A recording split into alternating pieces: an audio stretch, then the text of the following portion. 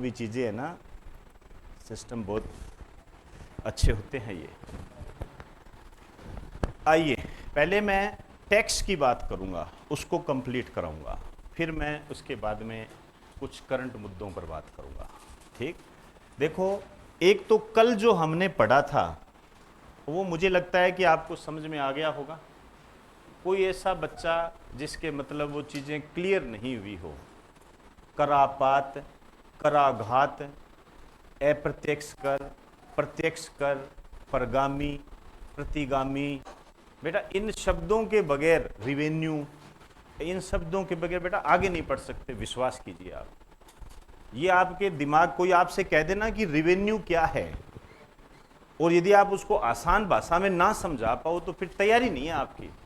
मेरी बात को मान के चलना, इस चीज़ को आपको आना चाहिए। आप खड़े खड़े आपको जो भी मिले, आलू प्याज मिले, आप उससे इकोनॉमिक्स समझा इसको, फिर आपको इकोनॉमिक्स आ गई। ठीक है ना, तो मैं उसके आगे की बात अब मैं करने जा रहा हूं। और अब जो मेरी बात है, मैंने आपको जीएसटी पे छोड़ा था, और जीएसटी पे मैंने आपको ये कहा था कि जो जीएसटी की जो काउंसिल है, बताइए जीएसटी काउंसिल संवैधानिक संस्था है या नॉन कॉन्स्टिट्यूशन? संवैधानिक है। 279A, भूल मत जाना, आया हुआ है। ठीक है, एक क्वेश्चन ऐसे आया है कि जीएसटी काउंसिल का अध्यक्ष कौन होता है? भारत का वित्त मंत्री होता है। एक क्वेश्चन ऐसे आया है, जीएसटी काउंसिल में कितने सदस्य होते हैं? ये 3 क्वेश्चन आ चुके हैं। आप कोई भी जैसे एसएससी की, जो बच्चे एसएससी की तैयारी करते हैं, हालांकि और एग्जाम में भी आए हुए हैं, तो जब पुराने पेपर देखोगे 2021 के जो पेपर आप देख लेना, उसके अंदर आपको ये 3 क्वेश्चन सजे हुए मिल जाएंगे। सुबह ही देखे थे आज, ठीक है, हालांकि मेरे तो पहले ही देखे हुए थे ये। तो आप इस थीम को समझिए कि इस पे कैसे चीजें आएगी, समझे ना बात को। अब एक क्वेश्चन और देखा मैंने, जीएसटी कितनी दरों पर लागू होता है? जीएसटी की दर कितनी होती है? क्वेश्चन ये, जीएसटी की दर कितनी होती है? ये बहुत बड़ी गलती हुई थी ये। आइए लिखिए, जीएसटी की दरें, जीएसटी की दरें।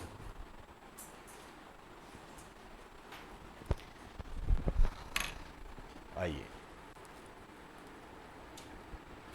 यहां गलती क्या होती है मैं बताता हूं आपको। हम उसको भूल जाते हैं, छोड़ देते हैं। जीएसटी की दरें जो है, आप ये सुनते होंगे क्या, कितना लग रहा है? 5% लग रहा है जी, इस पर 5% जीएसटी। क्या इस पे कितना है? 12% है जी। क्या जी इस पे कितना है? 18% है जी। इस पे कितना है जी? 28% है। तो हमने क्या कह दिया? हमने कहा कि 4 जीएसटी की दरें होगी, जबकि शुरू में एक लाइन लिखी होती है 0% जीएसटी। ये आता है, शब्द आता है 0%। ठीक है, कि 0% जीएसटी आगे वस्तु में लिख देते हैं, खुला आटा। ठीक है ना, तो दर तो 5 होती है, आप 0 को शामिल करना पड़ेगा आपको, यहां गलती होती है बस।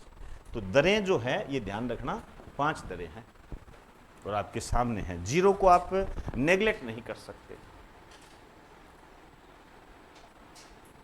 हालांकि लिखते जाओ, 0 दर का तो वही मतलब होता है कि जीएसटी के दायरे से बाहर, लेकिन उसने एक स्लैब तो बनाया ना भाई, ये वस्तुएं जीएसटी के दायरे से बाहर है, स्लैब तो है ना वो भाई, कौन नहीं है। जैसे हम कहें कोई क्वेश्चन आ गया और चौथा ऑप्शन आ गया, उपरोक्त में से कोई नहीं, आप ये थोड़ी कह सकते हो सर ऑप्शन ही नहीं है, यही कहोगे ना, ऑप्शन तो 4 ही है सर, चाहे वो आगे उपरोक्त में से कोई नहीं हो चाहे। ठीक, ईवीएम देखते हो, वहां नोटा होता है, तो नोटा ऑप्शन तो है ही। आप कहते हो सर कोई आदमी थोड़ी खड़ा है, कैंडिडेट थोड़ी है, हो जाएगा वो तो, कोई दिक्कत नहीं, ऑप्शन आया उसके अंदर। चलिए जी, तो 5 दरें होती है। अब नई लाइन से लिखिए, ये बहुत अच्छा क्वेश्चन है जो अब लिखाने जा रहा हूं। जीएसटी के दायरे से बाहर वस्तुएं, ये मुझे याद नहीं आ रहा, लेकिन मुझे ऐसा लग रहा है आरएएस के एग्जाम में ये क्वेश्चन आया था। जीएसटी के दायरे से बाहर वस्तुएं, मतलब किस पर जीएसटी नहीं लगता है। आइए, एक तो है पेट्रोलियम पदार्थ,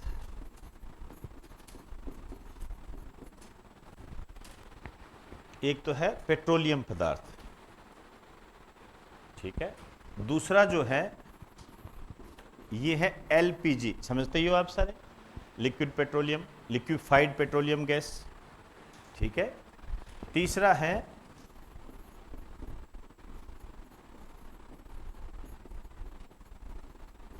रियल एस्टेट। आप जानते हो रियल एस्टेट क्या होता है? रियल एस्टेट का मतलब ये होता है, ये जो बिल्डिंगें बनाते हैं ना, बिल्डिंग वगैरह बनाते हैं, आप इनको बिल्डर वगैरह कह दीजिए, क्या बोलते हैं, एक नाम और होता है इनका, पता नहीं कौन सा, रियल एस्टेट एक नाम और बोलते हैं, भगवान जाने में याद नहीं आ रहा है। आप ऐसे ये जो बिल्डिंग बनाते हैं ना, जैसे बिल्डिंग बना दी फिर उसको बेच दिया, क्या बोलते हैं? बिल्डर वगैरह होगी, वो तो बात एक ही होगी। ये हैं क्या? नहीं, डीलर नहीं होता, डीलर अलग चीज़ होती है? नहीं नहीं, ब्रोकर नहीं होते, ब्रोकर को तो दलाल बोलते हैं यार, कमाल करते हैं। मतलब ये जो बिल्डिंग बनाते हैं ना, घर बना के देते हैं, ठीक है ना, आपने देखा होगा जयपुर के आसपास बिल्डिंगें खड़ी कर देते हैं, फिर उस घर को बेचते हैं, वो रियल एस्टेट होता है, वो जीएसटी के दायरे से बाहर है, ठीक है। अब चौथा लिखिए शराब, ये भी जीएसटी के दायरे से बाहर है, इसको करना बहुत जरूरी है, ये जीएसटी के दायरे से बाहर है।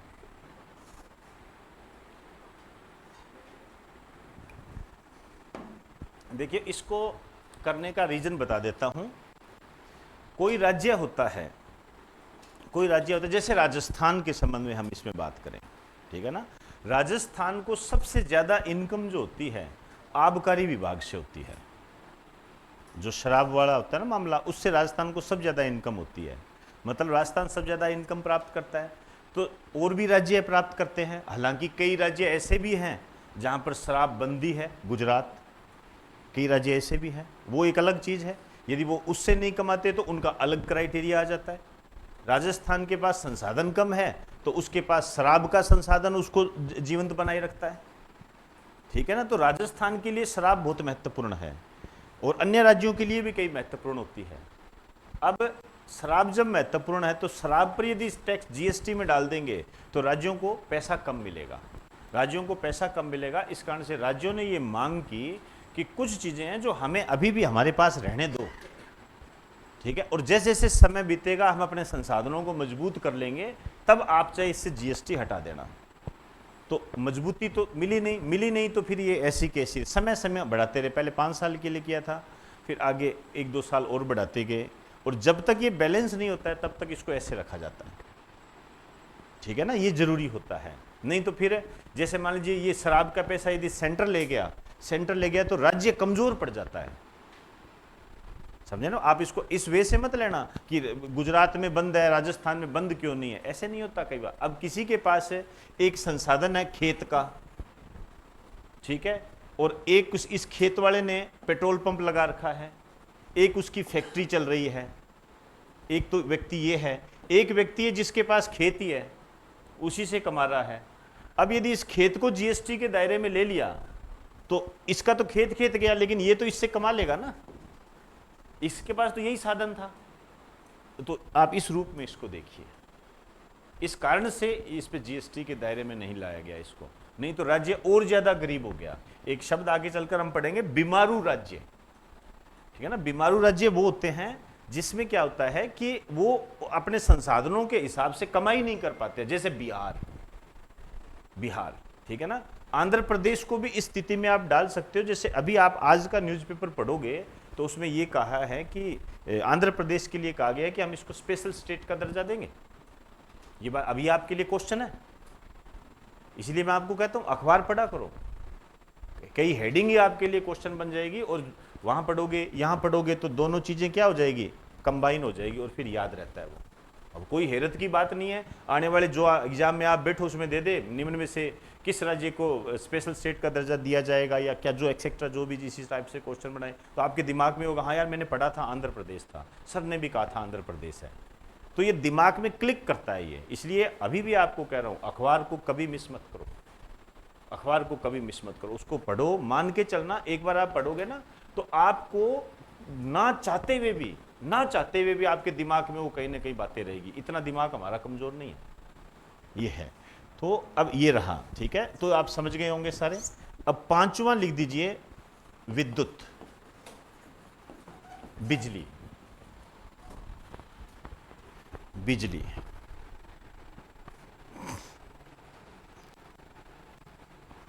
बिजली बस यही आता है कि जो कौन सी जीएसटी के दायरे से बाहर, ये 5 याद कर लो बस, ठीक है, इसी में से आता है और ऐसा कोई तंग नहीं करता। एक बार क्वेश्चन आया था, उसमें रियल एस्टेट दे रखा था, ठीक है ना, रियल एस्टेट जीएसटी के दायरे से बाहर है, क्योंकि ये दारू तो सब समझ जाते हैं लोग, रियल एस्टेट को समझ नहीं पाते हैं, बच्चा पता ही नहीं होता है क्या ये, तो फिर वो एग्जामिनर भी अकेला इतना आसान क्वेश्चन देने से बचता है। तो ये 5 चीज़ों का ध्यान रखना है आपने, ठीक। अब आइए, अब जीएसटी रजिस्ट्रेशन होता है, ठीक है ना, रजिस्ट्रेशन होता है। अब देखिए हम रजिस्ट्रेशन क्यों करवाते हैं, ठीक है ना, जैसे हम एक शब्द को पकड़े, रजिस्ट्रेशन, ठीक है ना, जैसे अपने संस्थान का रजिस्ट्रेशन है, ठीक है ना। अब इसका हमने क्यों करवाया, इसका करवाने का मतलब क्या होता है, इसको बात को समझिए। देखिए, रजिस्ट्रेशन का मतलब होता है, यदि आप अपने संस्थान का रजिस्ट्रेशन करवा लेते हो, इसका मतलब यह निकलता है कि सरकार यदि कोई भी योजना बनाएगी उसमें आपकी हिस्सेदारी होगी। समझे ना बात को। जैसे फॉर एग्जाम्पल कोई बात हो गई, जैसे कोरोना काल आ गया, ठीक है ना, कोरोना काल आ गया तो जो कोचिंग सेक्टर है अपने आप में एक हब है, अपने आप में एक कंपनी है, ये है ही कंपनी। आप किसी इस क्षेत्र को आप नकार थोड़ी सकते हो, कोचिंग सेक्टर को, ठीक है ना। इसकी आलोचना समालोचना ये एक अलग बात है, लेकिन आप इसको नकार नहीं सकते कोचिंग सेक्टर को। और कोचिंग सेक्टर, कोचिंग संस्कृति है जो ये फल फूल रही है, ये भी आप जानते हो।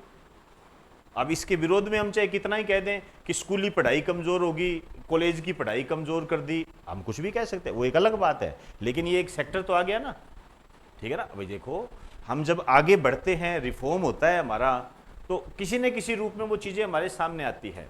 आज हम जिस ज़माने में जी रहे हैं, आप अपने मोबाइल से इस समय आप यहाँ बैठे हो और आपको यदि पिज़्ज़ा खाने का मन कर रहा है तो आप पिज़्ज़ा आपके पास आ जाएगा, आप जानते हो ये। और जो आपको दे के जाएगा स्विगी वाला, वो क्या है, वो एक नया सिस्टम ही तो है।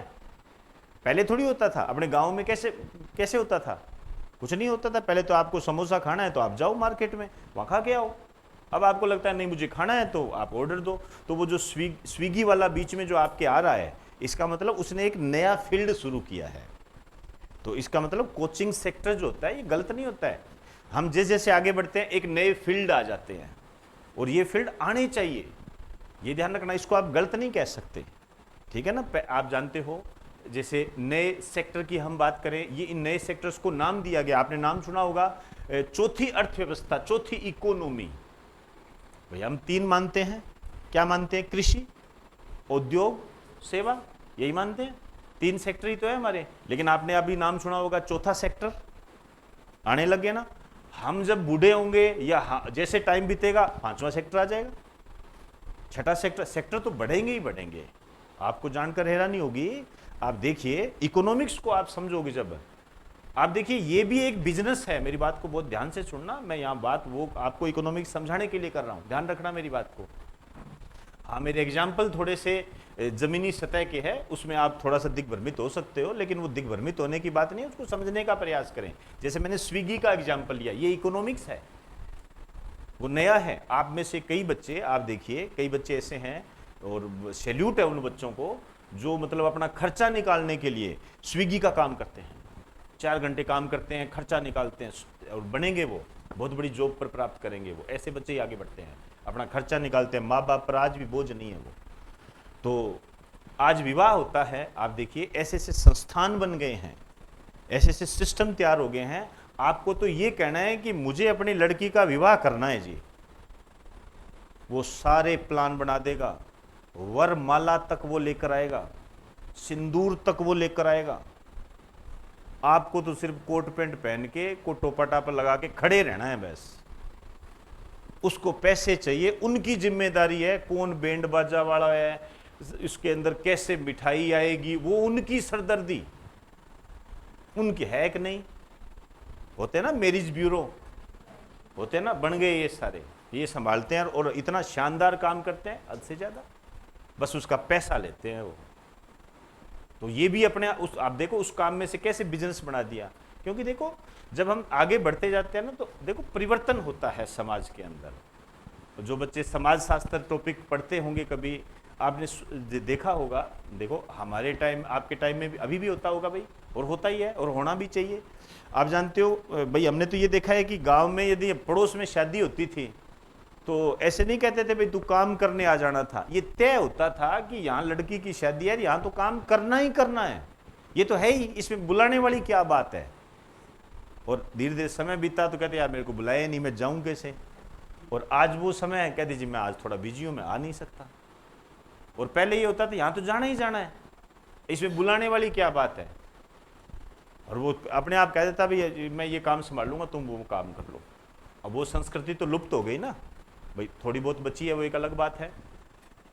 तो रजिस्ट्रेशन जरूरी होता है। कोरोना काल के अंदर जैसे कोचिंग सेक्टर के हालात खराब हो गए, तो कोचिंग सेक्टर डिमांड करता है हमारे लिए क्या है। तो सरकार चाहे वो वोट बैंक की राजनीति कह दो चाहे कैसे कह दिए, तो कोचिंग सेक्टर के लिए सरकार ने कहा कि हम 5 करोड़ रुपए कोचिंग सेक्टर को देंगे, ठीक है ना, एक मुआवजा देंगे हम। तो अब ये मुआवजा उसको ही मिलेगा जिसका रजिस्ट्रेशन है, और किसी को नहीं मिल सकता। मतलब सरकार जो अपनी नीतियां बनाती है वो अप्लाई उसी पर होता है जिसका रजिस्ट्रेशन होता है, अन्य पर नहीं हो सकता। इसका फायदा ये होता है। और होता ये है कि जैसे हमने रजिस्ट्रेशन करा दिया, उसका दूसरा पक्ष क्या होता है, दूसरा जो महत्वपूर्ण पक्ष होता है, उसका महत्वपूर्ण पक्ष ये होता है जैसे ही आप रजिस्ट्रेशन कराओगे आपके सारे खाते गवर्नमेंट के पास चले गए।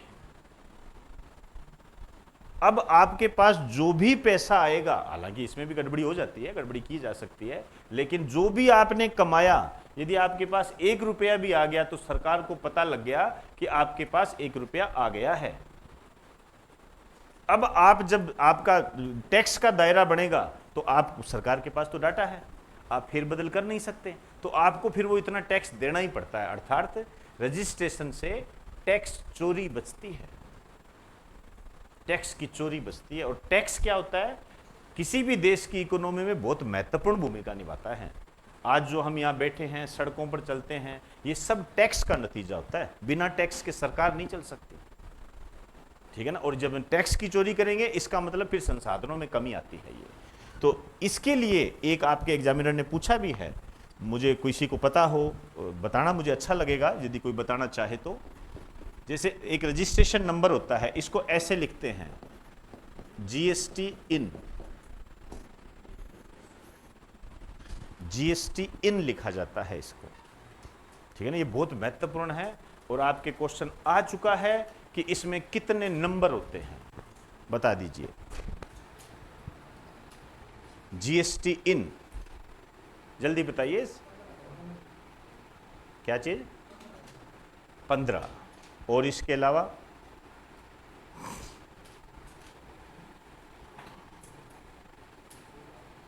16, और इसके अलावा, चलिए जी कोई बात नहीं, हो जाता है कई बार। इसमें आ जाइए, सबसे पहले तो ये लिखो, यह एक रजिस्ट्रेशन नंबर होता है, रजिस्ट्रेशन नंबर होता है।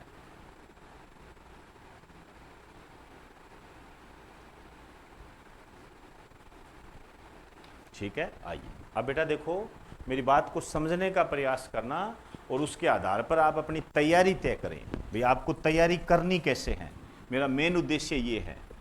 एसएससी 2019, इसमें एक क्वेश्चन आया।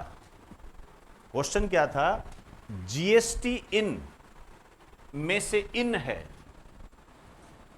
और नीचे नंबर दे दिए, आइडेंटिफिकेशन नंबर दे दिया, आइडियल नंबर दे दिया, ऐसे ठीक है ना, आइडियल नोट दे दिया, ऐसे कई नाम दे दिए, ये आया। तो इसका पूरा नाम पूछा है, समझ गए मेरी बात? ठीक है, देखिए जीएसटी का तो मतलब जानते ही हो आप, लिखाने की क्या जरूरत है, सीधा लिख दो गुड्स एंड सर्विस या जीएसटी लिख दो, जानते हो, द्वारा फालतू करने की जरूरत, ये महत्वपूर्ण है। इसका मतलब होता है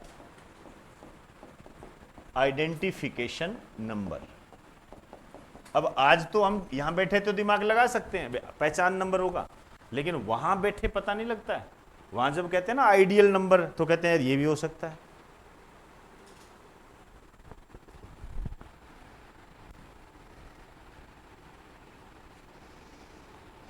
ठीक, आइए अब इसमें आपको ये ध्यान रखना है कि इसमें जो नंबर होते हैं टोटल 15 नंबर होते हैं, लिख दीजिए अंक 15।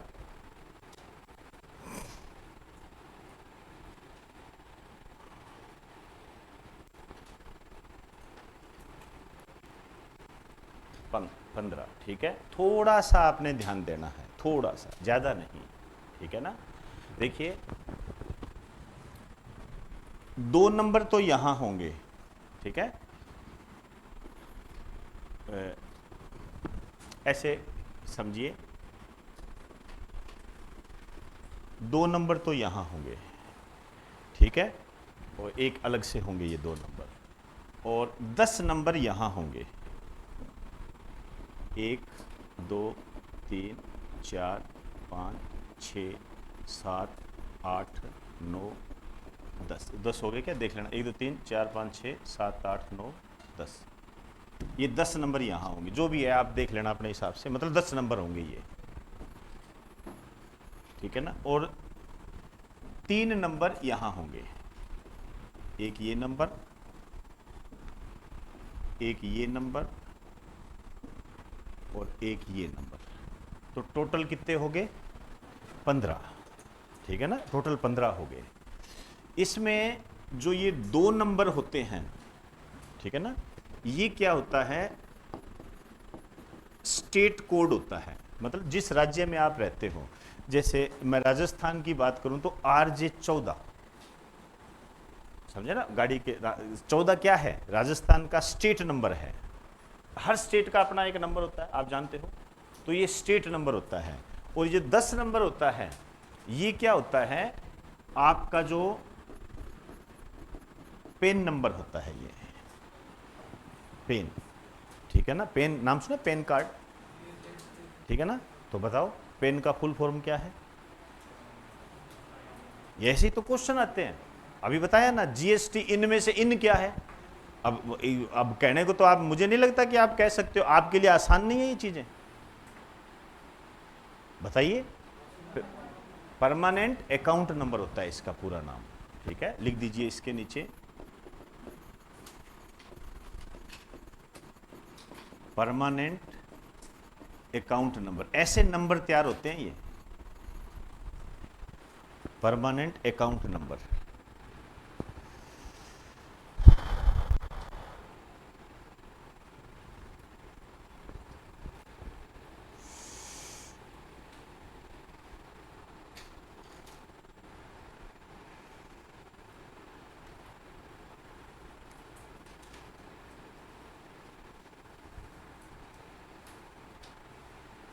चले, आइए अब ये जो नंबर है इसमें लिखो, इसे स्टेट के द्वारा दिया जाता है, राज्य देता है ये, और ये जो 14वां होता है इसको कहते हैं डिफॉल्ट नंबर, ये डिफॉल्ट नंबर होता है ये, ठीक है ना, डिफॉल्ट नंबर होता है, इसको डिफॉल्ट नंबर बोलते हैं।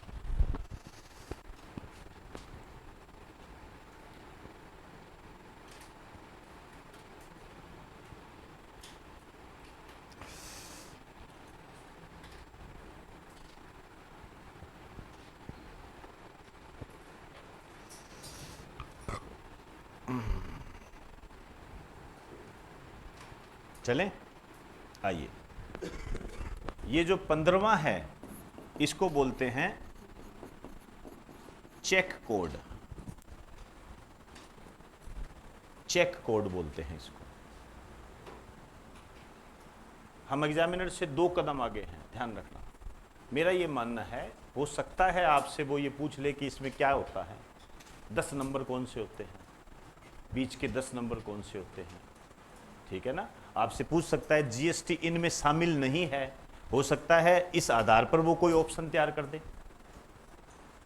ठीक है, वो उसकी मर्जी पे है। आज हम उस क्वेश्चन को नहीं बना सकते, लेकिन हम ये तो एक इमेजिन तो कर सकते हैं ना कि आज जब ये क्वेश्चन उसने पूछा है, उसने यहां तक पूछ लिया कि जीएसटी इनमें से इन क्या है और जीएसटी इनमें कितने नंबर होते हैं, 2 क्वेश्चन हमारे पास आधार है कि आ चुके हैं, तो ऑब्वियसली बात है वो आपसे जीएसटी इन की थोड़ी डिटेल के में जा सकता है, तो हमें उसके बारे में जानकारी होनी चाहिए। तो ये सारी पिक्चर होती है इसके अंदर, ठीक है ना। तो ये चेक कोड वगैरह होता है सारा, इसमें एक लाइन लिख सकते हो, ये वर्णमाला का कोई अक्षर, वर्णमाला आप समझते ही हो, ये वर्णमाला का कोई अक्षर या अंक हो सकता है, ये वर्णमाला का कोई अक्षर या अंक हो सकता है।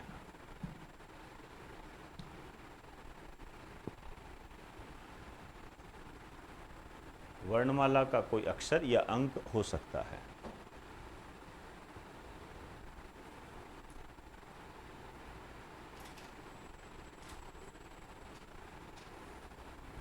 चलें, आइए, ये हो गया, ये महत्वपूर्ण है। अब आइए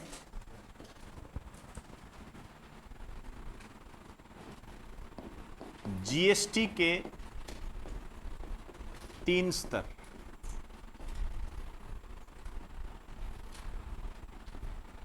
जीएसटी के 3 स्तर।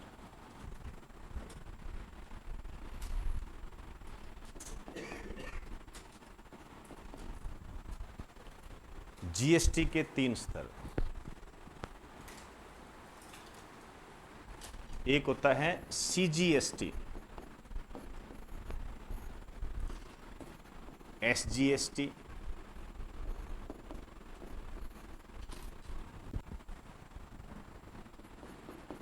IGST,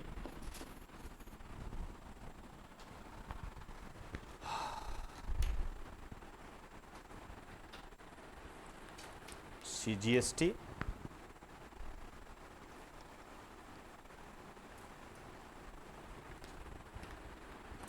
SGST, IGST.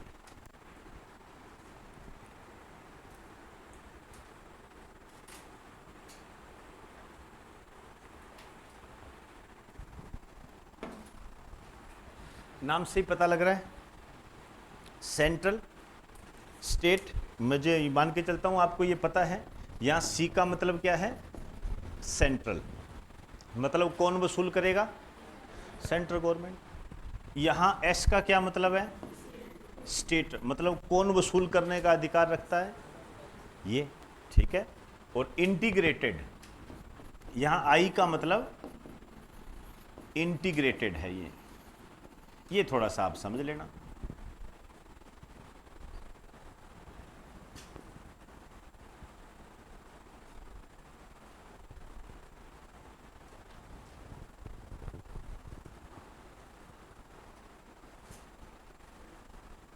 आज गर्मी ज़्यादा है क्या यार, है ना, चलो फिर ठीक है, मैंने सोचा कि मेरे को ही लग रही है।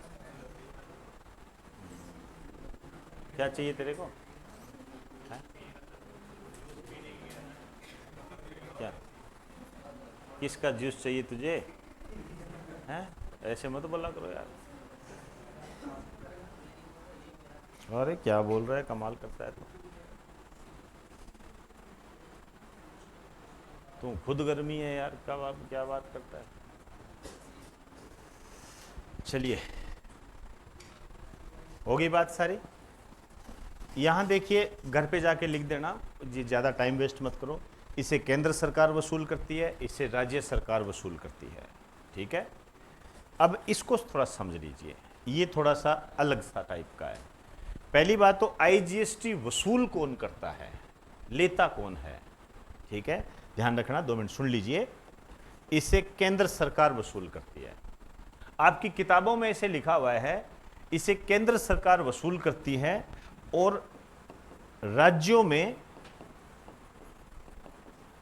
बांट देती है, विभाजित कर देती है, ठीक है। अब हमारे मन में ये सवाल पैदा होता है तो जब राज्यों में बांट ही देगी तो वसूल क्यों कर रही है? जब बांटना ही है तो वसूल क्यों कर रही है? तो इनको दे ही दो। ऐसा नहीं होता है, ध्यान रखना। यहां पर बांटने का मतलब यह है कि जैसे राज्यों से आईजीएसटी आया, मान लीजिए 100 रुपए, 100 रुपए। अब ये सेंट्रल गवर्नमेंट डिसाइड करेगी कि ये 100 रुपए कौन से राज्य को दूं। अब जिसकी हालात जैसे होगी, जो गरीबी राज्य होगा, जो बीमारू होगा, उसको वो वैसे देगी। ठीक है। अब इसमें सबका पैसा होगा, राजस्थान का भी पैसा हो सकता है, पंजाब का भी पैसा हो सकता है, किसी का भी पैसा हो सकता है।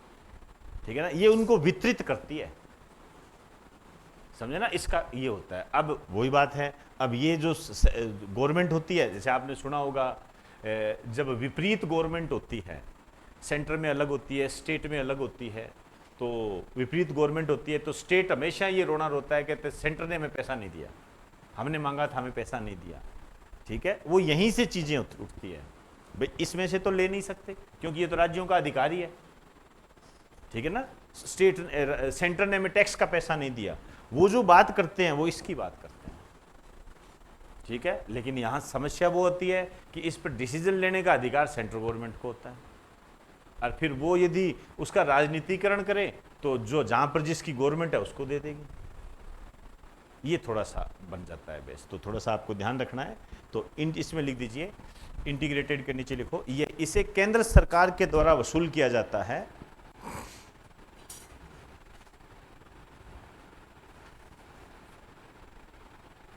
इसे केंद्र सरकार के द्वारा वसूल किया जाता है।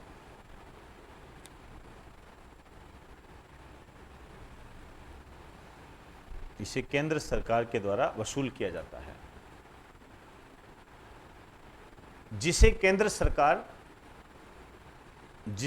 सरकार राज्यों में वितरित कर देती है। जिसे केंद्र सरकार राज्यों में वितरित कर देती है।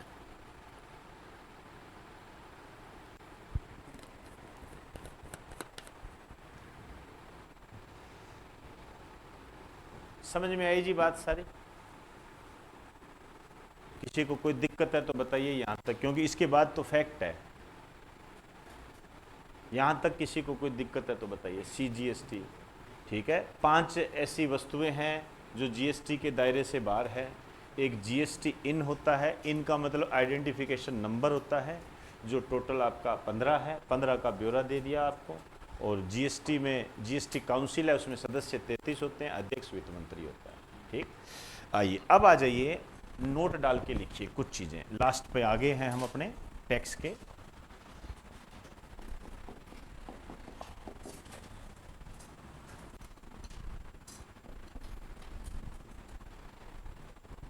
आइए, अब मैं यहां पर आपको एक थोड़ी सी बात बताना चाहूंगा, तो इस कारण से आप पहले उसको समझिए।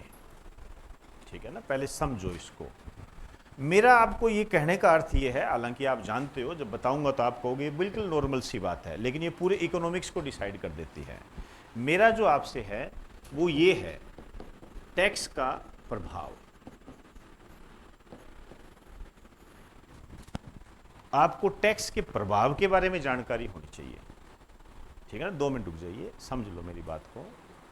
देखो, एक सिंपल सी बात है, ठीक है ना, इधर बेटा पूरा ध्यान लगाकर पढ़ो इसको, ठीक है ना, उल्टा टेढ़ा नहीं करना, नहीं तो तुम कहोगे कुछ हो कुछ जाएगा। मैं ये बात कर रहा हूं कि टैक्स का प्रभाव क्या है, टैक्स से क्या होता है। ठीक है, मैं ये नहीं कह रहा कि टैक्स ज्यादा है टैक्स कम है, मैं उसकी बात नहीं कर रहा, मैं ये कह रहा हूं टैक्स है, अब वो कुछ तो होगा ही। ठीक है, कम ज्यादा की बात नहीं कर रहे, ध्यान रहे, कम ज्यादा की बात हम नहीं कर रहे हैं, हम कह रहे हैं टैक्स है, टैक्स सिस्टम है। तो इस टैक्स सिस्टम से मुझे आप बताइए, क्या सरकार को इनकम प्राप्त होती है या नहीं होती है? सरकार को इनकम प्राप्त होती है। अब आप देखिए, जब सरकार को इनकम प्राप्त होती है तो इसका मतलब सरकार इस पैसे का इस्तेमाल कहां करती है? लोगों के विकास के लिए। और लोगों के विकास के लिए एक शब्द होता है, इंफ्रास्ट्रक्चर डेवलपमेंट।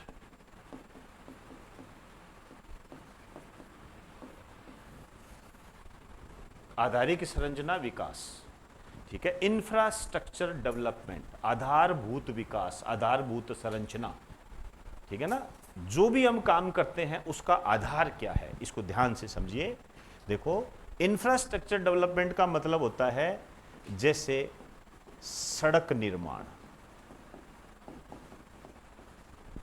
गांवों में, शहरों में सड़कों का विकास करना।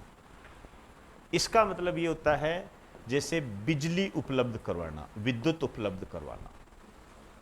इसका मतलब ये होता है लोगों को ऊर्जा के संसाधन उपलब्ध करवाना, ठीक है। एक तरीके से आप इसमें ये भी कह सकते हो भोजन की सुविधा। ये काम होते हैं इनके, ठीक है ना। आप ये नहीं कहते मैं कैसे दे दूं, आपको भेजा किस लिए उधर, समझे ना। आप ये नहीं कह सकते कि यार मैं क्या करूं इसके अंदर, और तो मैं क्या ना करूं तो सीट खाली कर दूसरे को आने दे। सिंपल सी बात है ना। ये आज आप ये कह दो मेरे को, आप यहां आए हो, पढ़ने के लिए आए हो, विश्वास करते हो, कल को आप पेपर देने जाओ और पेपर में क्वेश्चन ना पढ़े, आपने जो पढ़ा वो क्वेश्चन ना आए, तो दोषी तो मैं ही हुआ ना भाई। स्वीकार तो करना पड़ेगा ना इस चीज को भी, हाँ भी दोषी मैं हूं जी, नहीं पढ़े साहब। तो आप मुझे उलाहना दे सकते हो, शिकायत कर सकते हो। अब मैं ये कह दूं तू बता, तू पहले जहां पढ़ता था उसके आए थे क्या, ये कोई जवाब थोड़ी होता है यार। अरे भाई वो पहले वाला नहीं आ रहा था तभी तो यहां आए थे।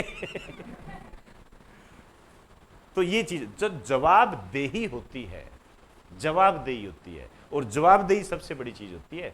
आप तैयारी करते हो, हाँ वो एक अलग बात है, क्वेश्चन आगे आपके याद नहीं थे, ये समस्या आपकी है। नहीं पढ़े, ये समस्या मेरी है, वो मेरी समस्या है। और आपके याद नहीं थे, वो तो उसके जिम्मेदार तो आप हो गए। तो ये ऊर्जा है भोजन की, ये उपलब्ध करवाता है। आइए अब आप मेरी बात सुनिए। बिजली पैदा होगी, कहीं बिजली लगी जैसे मान लीजिए, तो कहीं ना कहीं रोजगार पैदा होगा, क्या होगा ना। सड़क बना रहे हैं तो रोजगार पैदा होगा।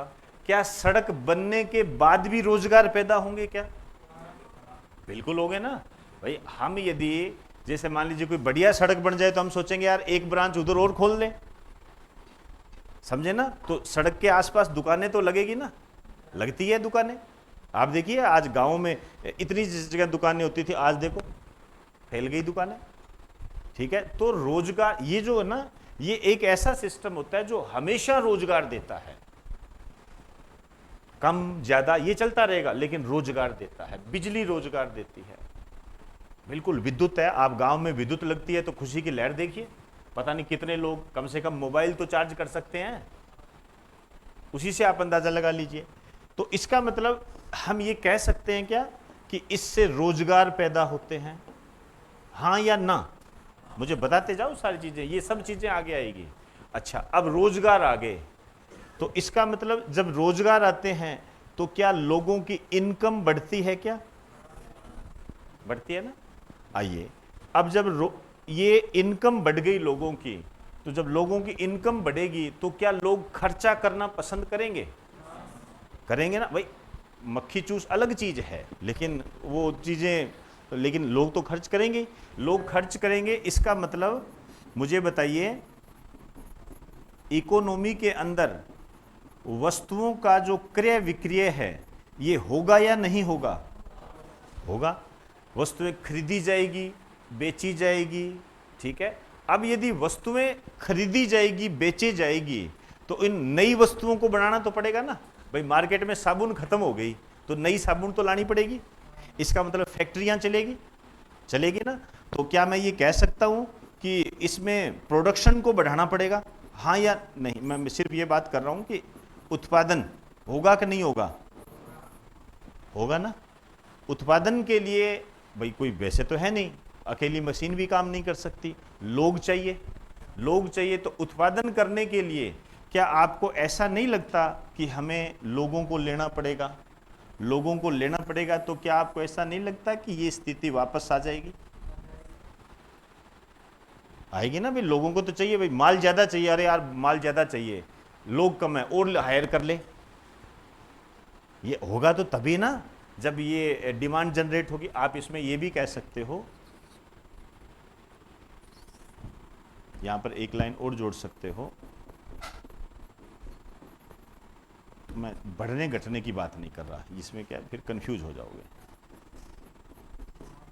मांग, ठीक है, और प्रोडक्शन।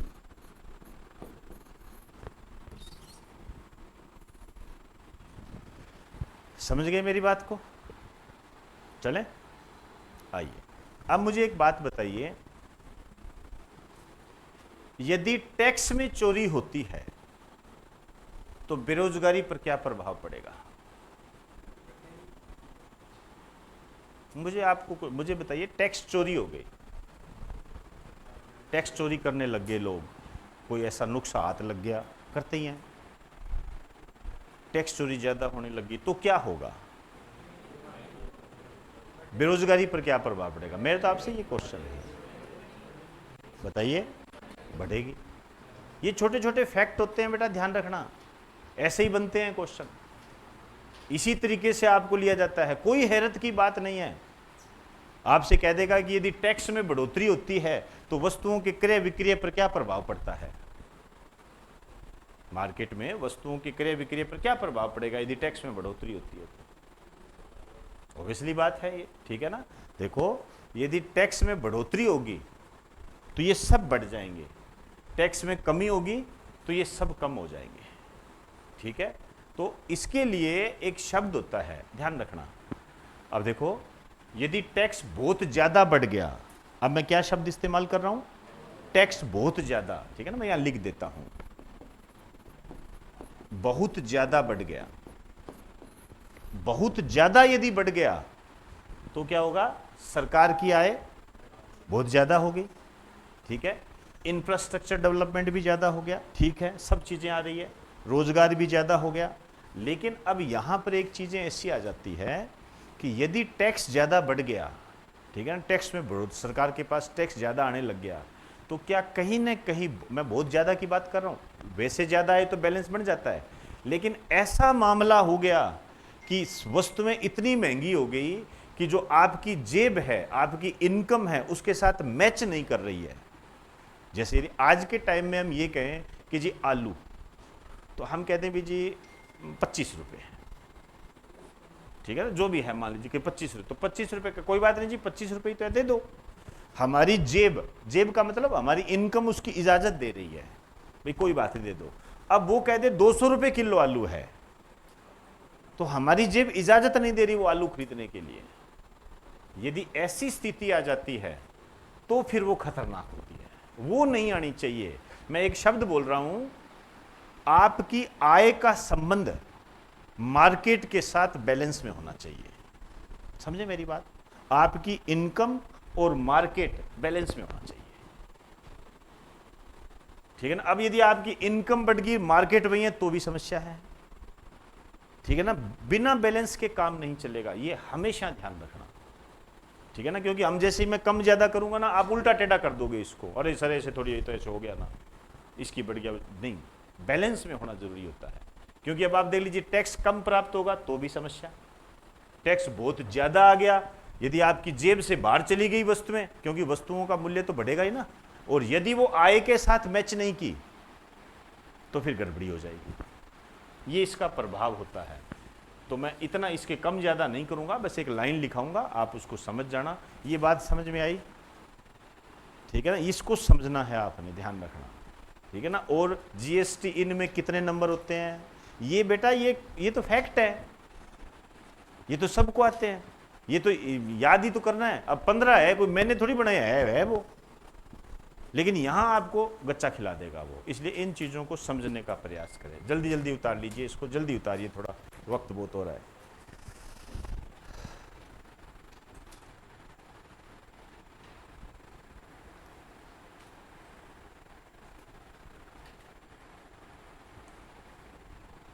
आज बारिश आएगी, देखना चाहिए, आ जाएगी। चीकू खुश हो रहा है, कोई प्लान है क्या आज? भरोसा नहीं है ना कोई आज, कैसे सर होगी तो बताओ सर, कोई प्लान तैयार कर ले।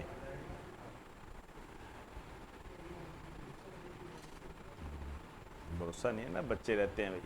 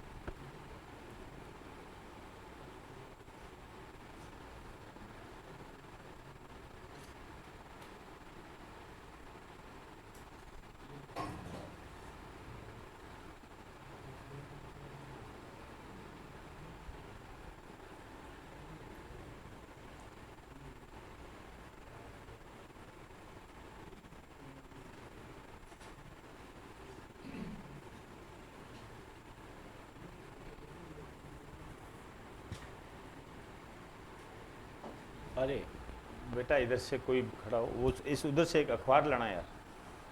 आज अखबार लाया था, वो लाना है।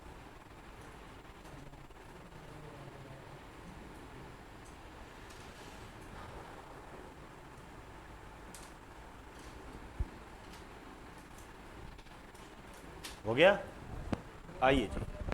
अरे कोई बात नहीं, दे दो। हाँ लाओ, दे दो।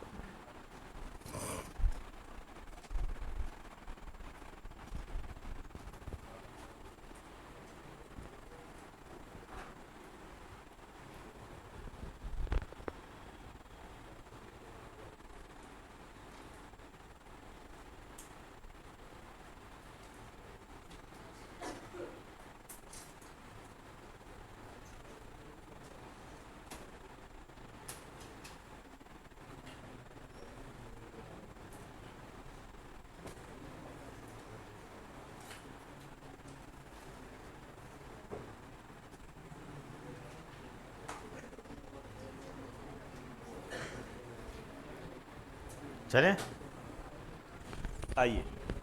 दूसरा लिखिए नोट में, जीएसटी को लागू करने वाला पहला देश बताइए। ये भी आया हुआ है पुराने पेपर जब देखते हो।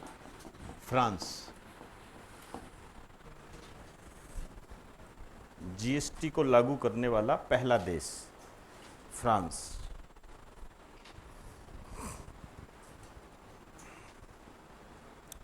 लास्ट लिख दीजिए, जीएसटी को लागू करने वाला भारत का पहला राज्य कोई बताएगा? हरियाणा। जीएसटी को लागू करने वाला भारत का पहला राज्य, जिसमें ये फ्रांस वाला क्वेश्चन आया हुआ है भाई।